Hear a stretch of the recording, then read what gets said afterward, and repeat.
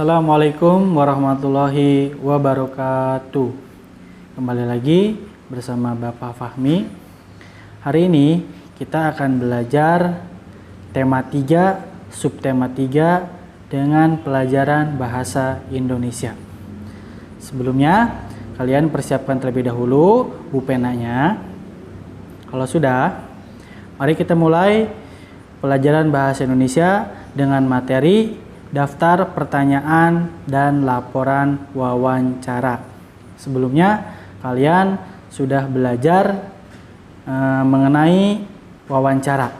Nah, kalian sudah pasti tahu ya wawancara itu apa, dan kalian kalau mau membuat wawancara pasti kalian harus membuat daftar pertanyaannya terlebih dahulu. Nah, bagaimana cara membuat daftar pertanyaannya?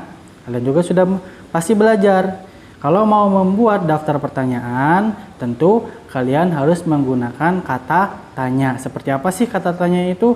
Ada kata tanya apa, di mana, siapa, mengapa, bagaimana, dan lain sebagainya. Nah, sekarang sebelum menyusun daftar pertanyaan, wawancara dilakukan sebelum melakukan wawancara.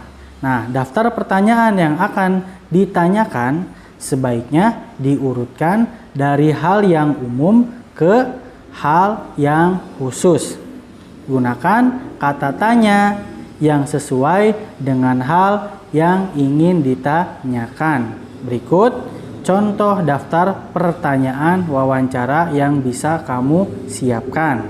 Lihat di halaman 191 ada contoh daftar pertanyaan. Di situ ada topiknya mengenai apa? Di sini topiknya mengenai budidaya kerang mutiara. Narasumber itu yang mau kita wawancarai. Nah, otomatis kalau topiknya budidaya kerang mutiara, narasumbernya pasti peternak kerang mutiara. Di sini ada 3 contoh daftar pertanyaannya. Yang pertama, sudah berapa lama Bapak membudidayakan kerang mutiara? Yang kedua, contoh yang kedua itu apa saja yang perlu diperhatikan saat melakukan budidaya kerang mutiara?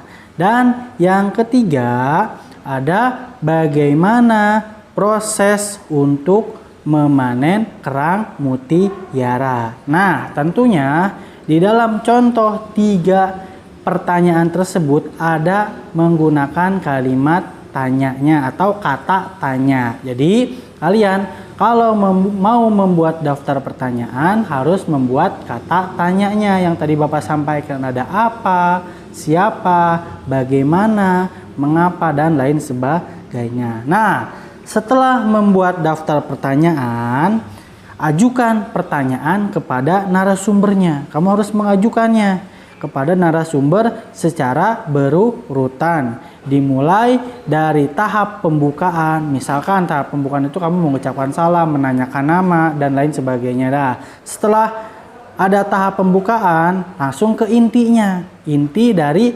pertanyaannya. Jadi atau topik yang mau dibahas kepada si narasumber. Nah, setelah inti dari pertanyaannya, nah kalian lalu masuk ke penutup. Nah, setelah kamu melakukan inti pasti ada penutupannya ya.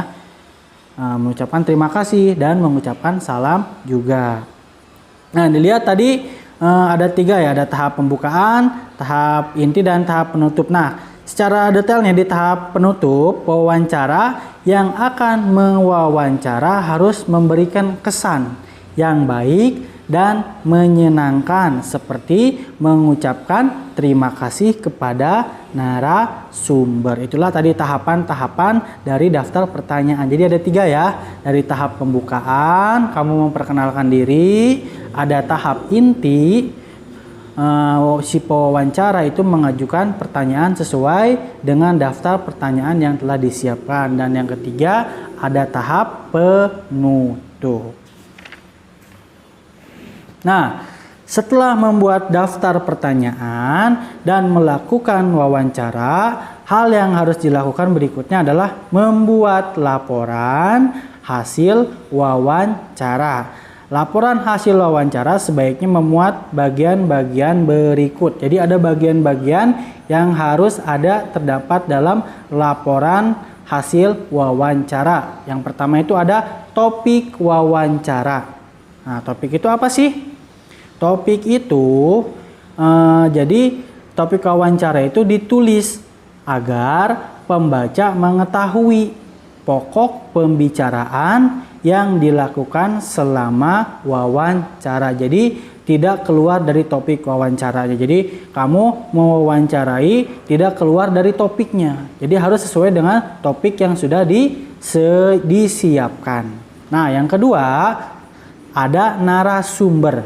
Nah, narasumber ditulis agar pembaca mengetahui siapa yang memberikan informasi terkait topik wawancaranya. Jadi narasumber itu orang yang diwawancarainya. Nah, yang ketiga ada pewawancara.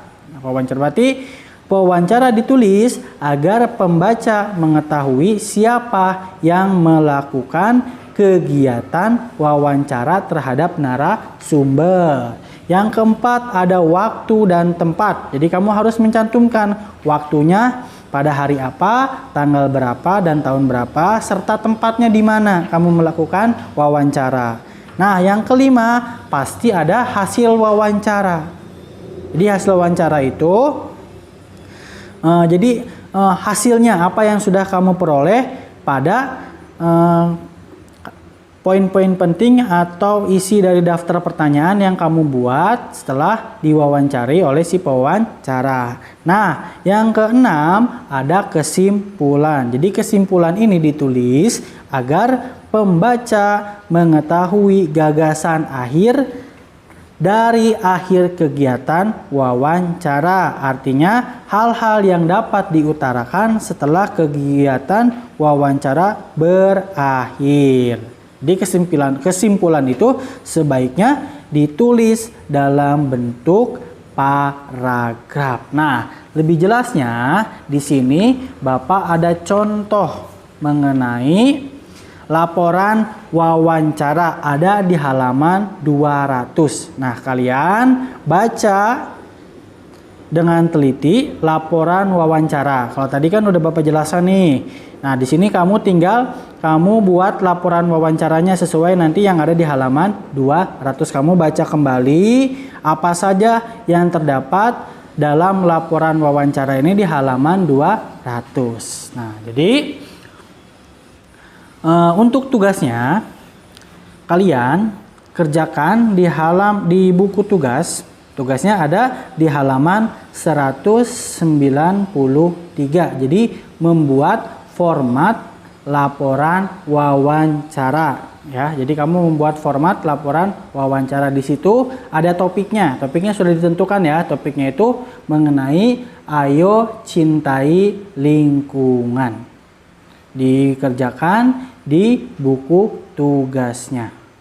Mungkin cukup sekian materi yang Bapak sampaikan. Mudah-mudahan bermanfaat bagi kalian dan dapat dipahami. Kurang dan lebihnya mohon maaf. Wassalamualaikum warahmatullahi wabarakatuh.